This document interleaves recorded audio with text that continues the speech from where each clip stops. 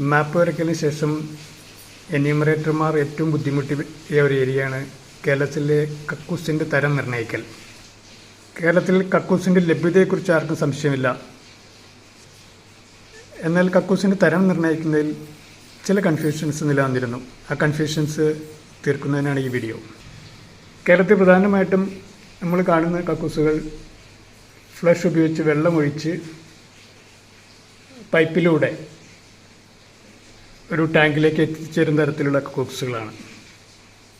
പക്ഷേ ഇങ്ങനെയുള്ള കക്കൂസുകൾ രേഖപ്പെടുത്തുന്നതിന് കൃത്യമായിട്ട് ഒരു ഓപ്ഷൻ സെൻസസിലോ അല്ലെങ്കിൽ സെൽഫ് എന്യൂമറേഷനിലോ ഇല്ല. അവിടെ ആദ്യത്തെ ഓപ്ഷൻ എന്ന് പറഞ്ഞാൽ പൈപ്പ്ഡ് സീവേജ് സിസ്റ്റമാണ്. പൈപ്പ്ഡ് സീവേജ് സിസ്റ്റം ഒരു പൈപ്പിലൂടെ വേസ്റ്റ് പോയിട്ട് അത് വേറൊരു സ്ഥലത്ത് ചെന്നിട്ട് അവിടെ ഒരു പൊതുഭരണാധികാരികളാൽ പരിപാലിക്കപ്പെടുന്ന ഭൂമിക്കടിയിലുള്ള ഒരു സംവിധാനമാണ്. അത് കേരളത്തിൽ പൊതുവെ അപൂർവമാണ്. പിന്നീടുള്ള ഓപ്ഷൻ എന്ന് പറഞ്ഞാൽ സെപ്റ്റിക് ടാങ്കാണ്.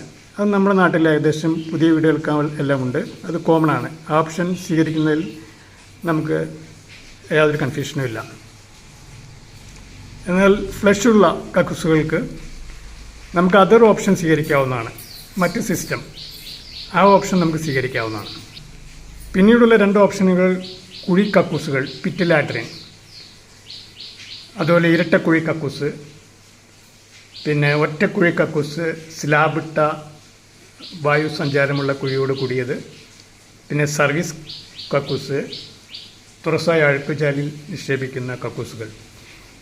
ഇതെല്ലാം കേരളത്തിൽ അത്ര കോമൺ അല്ല. കാരണം കേരളത്തിൽ എല്ലായിടത്തും തന്നെ കക്കൂസുകളുണ്ട്. അത് കുഴി കക്കൂസാണെങ്കിൽ തന്നെ കുഴിയുടെ മുകളിൽ പ്ലാറ്റ്ഫോം ഉണ്ടാക്കിയിട്ടുള്ള കക്കൂസ് വളരെ അപൂർവമാണ്. അപ്പോൾ ഈ രീതിയിൽ ഏത് കക്കൂസ് വേണം എന്ന കാര്യത്തിൽ ഒരു തീരുമാനം എടുക്കുന്നതിൽ എന്യൂമറേറ്റർമാർക്ക് ചെറിയ കൺഫ്യൂഷൻ ഉണ്ടായിട്ടുണ്ട്. അപ്പോൾ അത് ഈ വീഡിയോയിൽ ദൂരീകരിക്കപ്പെടുമെന്ന് വിശ്വസിക്കുന്നു.